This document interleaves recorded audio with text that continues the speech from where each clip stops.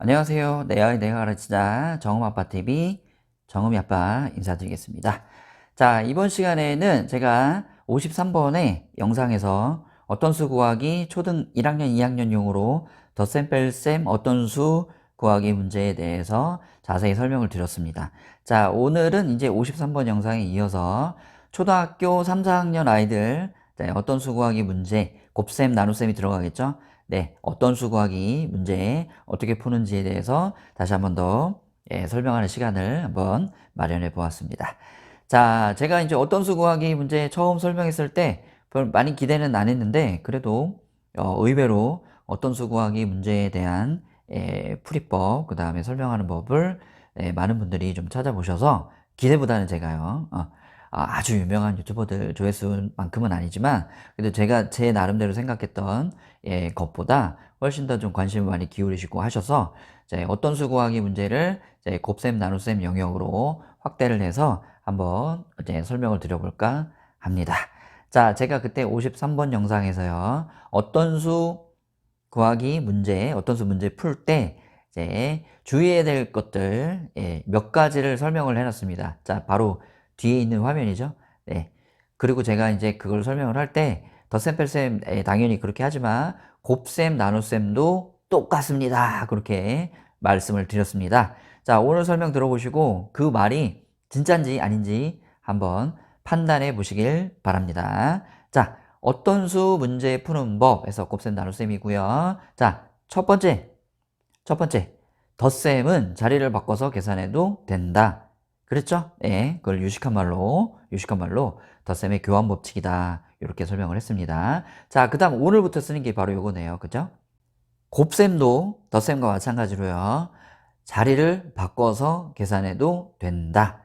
자, 요게 이제 두 번째입니다. 자, 자리를 바꿔서 계산해도 된다라는 거는 평소에 연산할 때도 도움이 많이 돼요. 예를 들어서 어린아이들 덧셈 계산할 때 있잖아요. 9 더하기 2 하면 답을 금방 얘기해요.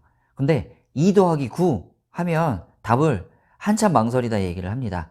그 얘기는 왜 그러냐면요. 자, 9라는 큰 수에서 시작해서 두 개를 올리는 거는 별로 어렵지 않아요. 그래서 9에서 하나, 둘 싸우면 11개 되는 거 금방 알죠. 근데 2 더하기 9라고 하면 아이들은 2에서 시작을 하려고 합니다. 그럼 2에서 시작을 해서 9를 쌓으려고 하면 한참을 올라가야 되죠. 그래서 이제 어려워하는 거예요. 네. 그래서 제가 아이들 가르칠 때 뭘 꼭 강조하라고 가르쳤냐면요. 덧셈 작은 수 나오고 큰 수 나오면 바꿔서 계산해라. 이렇게 많이 강조를 합니다. 곱셈도 똑같습니다. 자, 그럼 어떤 수 구하기에서는 그 얘기를 왜 하냐면요. 9 더하기 네모. 자, 이렇게 쓰거나, 또는 10 더하기 네모. 이런 식으로, 수가 나올 수가 있어요. 그러면 그 들어있는 네모를 자리를 바꿔요. 그래서 네모가 앞으로 나오게 해서 쓰면 훨씬 더 매끄럽고 아주 쉽게 어떤 수 문제를 구할 수가 있어요. 그래서 제가 자, 교환 법칙을 먼저 설명하는 이유는 바로 그겁니다. 수학 일반에도 적용시킬 수 있지만 어떤 수 구하기 문제가 나왔을 때도 네모가 중간에 끼어 있는 것보다는 앞으로 튀어나오는 게 훨씬 더 유리를 합니다. 자, 요거 뒤에 제가 예를 들어서 한번 설명을 해 드릴 거예요. 자, 그 다음 세 번째 더한 것을 다시 찾을 때는 거꾸로 빼줘야죠. 자, 누가 나한테 두 개를 줬다. 그럼 나는 원래 몇 개가 있었냐? 그럼 내가 받은 두 개를 빼고서 계산을 해야지 원래 내가 가지고 있던 게 개수가 계산이 되겠죠. 네, 똑같습니다. 그래서 더한 것을 찾을 때는 거꾸로 빼주고요. 그 다음 가려 있지만 짐작할 수 있죠. 내용을. 그죠? 뺀 것을 다시 찾을 때는 거꾸로 더해서 찾으면 됩니다. 자, 그러면 오늘 버전으로는 뭐라고 설명하면 될까요? 자, 내려가 볼까요? 곱한 것을 다시 찾을 때는 거꾸로 나누면 되고요. 자, 그 다음 나눈 것을 다시 찾을 때는 거꾸로 곱해주면 됩니다. 그래서 똑같이 얘기하죠. 제가 글씨 토시 하나 안 바꾸고 똑같이 얘기를 합니다. 더하기와 빼기는 반대고요. 그 다음 곱하기와 나누기도 반대가 됩니다. 자, 됐죠? 그 다음 제가 제일 강조했던 내용이 뭐예요? 기억나시나요? 그때? 예? 53번 영상 한번 보세요. 제가 똑같이 얘기를 합니다. 마지막에 이거예요. 자, 계산부터 달려들면 안 돼요. 절대 안 돼요. 5학년, 6학년, 중학교 계속 네모 구하기 문제 나와요. 근데 그 네모를 풀겠다고 식 쓰지 않고 달려들어서 그냥 거꾸로 막 계산만 하는 사람들이 있어요. 자, 그거는 지금 당장 문제는 풀지 몰라요. 상위 버전으로 올라가서 어려운 수의 계산이 나오거나 문제가 좀 복잡하게 보이는 형태로 나와요. 그러면 손을 못 대요. 제 말 명심하세요. 네모가 들어간 식을 먼저 세워야 됩니다. 네. 예. 먼저 세워야 돼요. 좀 이따 해볼 거예요. 자, 계산만 먼저 하면 절대 안 됩니다. 그때도 제가 강조했습니다. 네. 식을 세우지 않고 계산만 해서는 안 되고요. 자, 네모를 이용해서 처음에 뭐를 했는지 식을 세운 다음에 그 다음에 그걸 거꾸로 찾아서 네모를 구하고요. 그 다음 그 네모를 다시 집어넣어서 처음에 하려고 했다가 못했던 바르게 계산한 것까지 마무리를 지어줘야 됩니다. 자, 기본적인 내용은 여기까지 설명을 드렸고요. 자, 그럼 바로 아래에 제가 학습지에 자, 답을 달아놓은 게 있고요. 비워놓은 게 있어요. 답을 달아놓은 건 그걸 보고 연습을 하란 얘기예요. 그리고 비워놓은 건 어떻게 해요? 보고 베끼란 얘기예요? 아니죠. 네, 직접 해보라는 얘기입니다. 그리고 이제 끝에 실전 문제로 제가 직접 만들어 놓은 문제를 넣어놨습니다. 뒤로 한번 가서 직접 한번 해봅시다, 우리. 자, 바로 아래 페이지로 내려왔습니다. 가장 기본적인 형태는 바로 이런 거예요. 어떤 수에 6을 곱해서 54가 되었습니다. 어떤 수는 얼마인가요? 뭐 대부분 다 잘하죠. 네. 그러면 뭐 구구단 금방 떠올려가지고 얼마요? 라고 대답을 얘기합니다. 자, 정석대로 할 거예요. 자, 제가 뭐부터 쓰라고 그랬죠? 네모가 들어간 어떤 수 문제는 네모가 들어간 식을 쓰지 않고 문제만 풀면 안 된다라고 말씀을 드렸습니다. 그럼 네모 들어간 식을 해야죠. 어떤 수를 일반적으로 네모로 놓습니다. 그 네모를 나중에 중학교에 x로 바꾸면 그게 바로 1차 방정식이 되는 거예요. 자, 그래서 제가 어떤 수 구하기 문제 쉽지 않다고 그랬죠? 그러면서 뭐라고 했었는지 기억나나요? 네. 어떤 수 구하기의 네모 x로 바꾸면 방정식인데 아이들이 네모 구하기 문제는 기본적으로 방정식 문제를 푸는 거기 때문에 어렵게 느낀다. 어려운 게 당연하다. 그렇게 말씀을 드렸었습니다. 자, 그러면 어떤 수에 6을 뭐 했어요? 예? 뭐 했죠? 뭐 했죠? 곱했죠? 네. 그러면 어떤 수를 네모로 놓고 곱한 거잖아요. 그죠? 네모 곱하기 6은 그래서 얼마가 됐대요? 54. 네. 네모가 등장을 하면 식을 어떻게 써야 될지 머뭇머뭇거리면서 당황해하는 경우가 많아요. 네. 당황할 필요 없습니다. 네모가 어떤 특정한 숫자라고 생각을 하고요. 그 위치에다 놓고 그냥 그대로 실제로 한 거를 식으로 써주면 됩니다. 그래서 네모 곱하기 6은 54. 이렇게 됐죠? 자, 그 다음 어떻게 했죠? 예, 거꾸로 네모를 찾아야 되잖아요. 그죠? 근데 6을 어떻게 해서 54가 나온 거예요? 곱했죠? 네, 곱했어요. 그러면 앞에 이론에서 뭐라고 그랬죠, 제가? 곱한 거 다시 찾을 때는 어떻게 한다고 그랬어요? 나눈다고 그랬죠. 곱하기와 나누기는 반대고 더하기와 빼기는 반대라고 했으니까 곱한 것을 다시 찾을 때는 마지막에 나온 답에서 거꾸로 나누기를 해서 네모를 찾습니다. 자, 그걸 바로 요렇게 식을 요렇게 썼어요. 자, 그러면 54 나누기 6은 네모. 정확히 반대로 쓴 거죠? 네, 거꾸로 썼습니다. 자, 그 다음 어떻게 해요? 그 다음 54 나누기 6을 해야죠. 그죠? 자, 그럼 이렇게 될 거예요. 9는 네모. 이렇게 되죠? 자, 이런 거 써놓고 나면 아이들이 당황하죠. 왜요? 네모가 지금 오른쪽에 있잖아요. 그리고 9가 왼쪽에 있잖아요. 그럼 이건 잘못된 거예요? 잘못된 거 아닙니다. 잘못된 거 아니에요. 왜 그러냐? 자, 왜 그러냐면 바로 요 등호기호의 특징 때문에 그래요. 예. 이 등호기호를 중심으로 왼쪽에 있는 것을 왼좌라는 한자를 써서 좌변.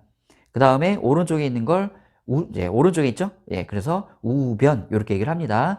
요 수학적으로 요 등호기호는 좌변과 우변, 왼쪽과 오른쪽에 있는 식이 또는 수가 같다라는 뜻이에요. 같다라는 뜻이니까 자, 어떻게 하면 되냐? 예를 들어서 2 더하기 3은 5잖아요. 그죠? 맞죠? 그럼 2 더하기 3도 5고 5도 5잖아요. 그러니까 양쪽이 똑같죠? 그럼 이걸 바꿔서 써볼게요. 그러면 5는 2 더하기 3 이렇게 쓰면 맞을까요? 틀릴까요? 맞을까요? 틀릴까요? 상관없습니다. 상관없어요. 등식의 성질 중학교 1학년 들어가면 등식의 성질을 4가지가 배워요. 그러면 왼쪽 좌변에 어떤 작업을 해도 자, 오른쪽에 우변에 똑같이 작업을 해주면 서로 같다라는 등식의 성질을 네 가지를 배우는데 그때 이제 등호의 성질에 대해서 자세히 배웁니다. 그러면 이쪽에 해주는 거랑 이쪽에 해주는 거 똑같이만 해주면 똑같다는 거예요. 네, 하나 더 나가면 자, 이쪽에 있는 좌변에 있는 식을 오른쪽으로 옮겨요. 그리고 오른쪽에 있는 수를 왼쪽으로 옮겨요. 자리를 바꿔요. 괜찮습니다. 네, 등식의 좌변과 우변을 그냥 그대로 자리를 바꿔도 식에는 영향이 없어요. 똑같습니다. 따라서 네모가 들어가 있는 요 식이 있죠. 그러면 거꾸로 쓰고 나니까 네모가 오른쪽에 있어서 불편해요. 그러면 바로 아래에다가 요거죠, 요거. 자, 네모를 어느 쪽으로 옮겨놔요? 왼쪽으로 옮겨놔도 아무 상관이 없습니다. 그래서 왼쪽으로 이미 옮겨놓고 그러고 나서 계산을 하면 아주 편안하게 네모는 9라는 답을 금방 이렇게 찾을 수가 있게 돼요. 네. 네모하고 어떤 수하고 더하기, 곱하기 한 거 자리 바꿀 수 있다고 그랬죠. 네. 하나 더 나갑니다. 등식, 등호의 왼쪽과 오른쪽은 그대로 자리를 바꿔서 써도 상관이 없습니다. 수학적인 바로 기호예요. 약속입니다. 아셨죠? 뭔 얘기인지? 자, 그렇게 해서 네모가 9라는 것을 아주 쉽게 찾아냈습니다. 맞죠? 자, 그럼 바로 아래로 한번 가볼게요. 자, 문제 이번에 뭐라고 됐냐면 어떤 수에 8을 곱해야 할 거를 잘못해서 나누었대요. 네. 제가 나누었다는 걸 지금 빨간색으로 해놨죠, 여기? 예. 왜 빨간색으로 해놨을까요? 곱해야 할 것은 까만색으로 놔두고 나누었더니만 빨간색으로 바꿨어요. 왜 그랬을까요? 중요하니까 그렇겠죠? 왜 중요할까요? 물어야 돼요. 스스로에게 자꾸. 왜 중요할까요? 곱해야 하려고 했는데 곱하지는 못한 거예요. 그러니까 못한 건 중요한 게 아니에요. 못한 건 중요한 게 아니에요. 실제 한 게 뭐예요? 나누기 한 게 실제 한 거잖아요. 실제 한 게 중요해요. 식도 실제 한 걸로 써줍니다. 실제 한 걸로 써줘야 돼요. 자, 그러면 이렇게 씁니다. 어떤 수가 네모니까 네모를 곱하려고 했는데 잘못해서 곱하기 못하고 나누기를 했잖아요. 그렇죠? 그럼 나누기 8 해서 얼마가 나왔대요? 9가 나왔대요. 그럼 9에서 거꾸로 쓰죠? 자, 나눈 걸 거꾸로 찾으려면 곱하기가 되고 그리고 네모가 되겠죠? 그리고 네모 여기 썼죠? 그렇죠? 바꿔요. 여기서. 그대로 바꿉니다. 자, 네모는 9 곱하기 8이죠. 그럼 네모는 얼마가 될까요? 72 이렇게 되겠죠? 예, 네모 72를 구했습니다. 그래서 이 문제는 네모까지 구하는 것만 나와 있어요. 그렇죠? 그럼 여기다 72 이렇게 씁니다. 자, 그러면 한 단계 더 나가면 뭐겠어요? 바로 아래에 있는 거겠죠? 자, 아래로 가볼게요. 자, 아래는 9를 곱해야 할 걸 잘못해서 나누었대요. 그러면 자, 어떻게 쓰죠? 네모 나누기 9 그랬더니 얼마가 됐대요? 23이에요. 자, 요 1번식을 제가 가장 많이 강조하는 거예요. 이렇게 네모를 이용해서 실제 한식을 써놓고 나면 그 다음 거꾸로 답에서 시작해서 어떻게 해서 네모를 찾아야 될지가 아주 자연스럽게 나와요. 그래서 첫 번째 식을 꼭 쓰라고 얘기를 하는 겁니다. 건너뛸 수 있어도 써야 돼요. 써야 돼요. 선생님 이거 그냥 건너뛰면 안 돼요? 금방 할 수 있잖아요. 안 돼요? 안 돼요. 네, 안 돼요. 자, 보다 고학년이 됐을 때 매끄럽게 하기 위한 연습이니까 꼭 기억해 주세요. 네, 네모 나누기 9는 23 해서 거꾸로 23 곱하기 9는 네모다 이렇게 씁니다. 그쵸? 그럼 네모 바꿨습니다. 네모는 23 곱하기 9죠? 네, 이렇게 되죠. 자, 그러면 네모가 얼마냐?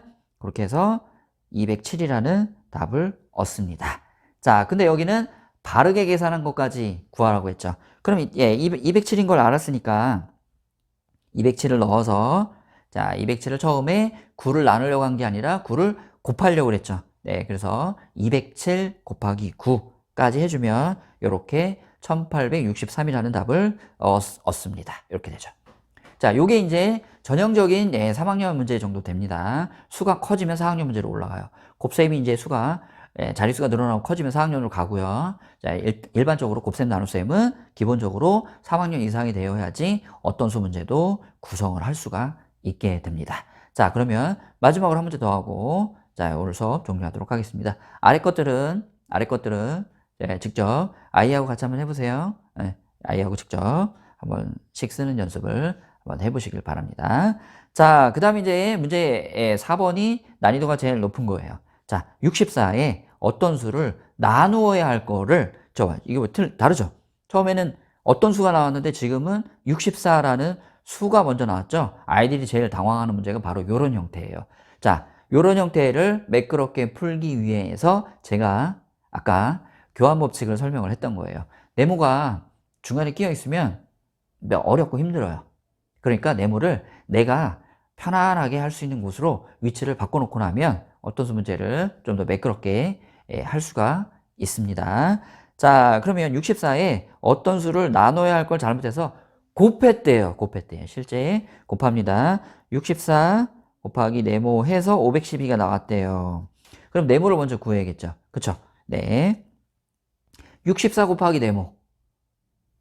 거꾸로 찾으려면 어떻게 해요? 512에서 시작해서 네모를 나눠서 64가 나오는 거죠. 그죠? 자, 그런데 곱하기는 자리를 바꿔도 된다고 했으니까 저는 바꿔놓고 시작할래요. 바꿔놓고. 자, 어떻게 바꿔요?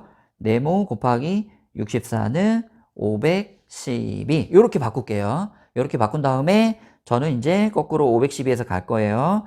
512 나누기 64는 네모. 자, 그럼 네모가 얼마인지 금방 나오죠? 네, 512 나누기 64를 해주면 됩니다. 자, 그게 얼마냐? 바로 이렇게 계산해놨죠?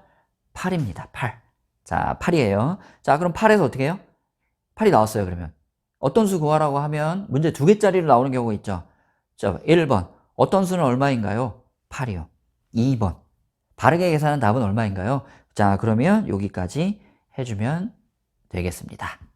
아시겠죠? 네. 제가 어떤 수 구하기 문제의 가장 기본적인 형태의 4가지를 샘플로 마련해 놨고요. 요 다음 페이지는 문제는 똑같은데 식칸과 답칸을 비워놓은 페이지를 한 칸 두고요. 그 다음 그 뒤로 2페이지를 실전 문제로 문제를 구성해서 만들어 봤습니다. 자, 자기가 설명만 들으면 다 이해하고 아는 것처럼 보여요. 자, 그렇게 공부하면 안 됩니다. 자, 싹 다 지워놓고 아무것도 없는 상태에서 내 머릿속에서 식을 쓰고 식을 거꾸로 찾아서 답을 구하고 그 답을 이용해서 다시 바르게 계산한 것까지 연습을 쭉 해서 자기 걸로 만들어야 됩니다. 명심하셔야 돼요. 남 얘기 잘하는 사람 들으면 다 자기 것처럼 느껴지는데 절대 자기 거 아니에요. 자기가 자기 걸로 만드는 시간을 꼭 거치셔야 됩니다. 아시겠죠? 자, 오늘 시간에는 어떤 수 구하기 3, 4학년 용으로 곱하기 나누기 영역에서 어떤 수 구하기 문제 어떻게 해야 되는지 어떻게 가르쳐야 되는지에 대해서 자세히 설명을 드렸습니다. 알찬 시간 되셨길 바라고요. 지금까지 내 아이 내가 가르치다 정음아빠TV 정음이 아빠였습니다. 도움이 많이 되길 바랍니다. 감사합니다.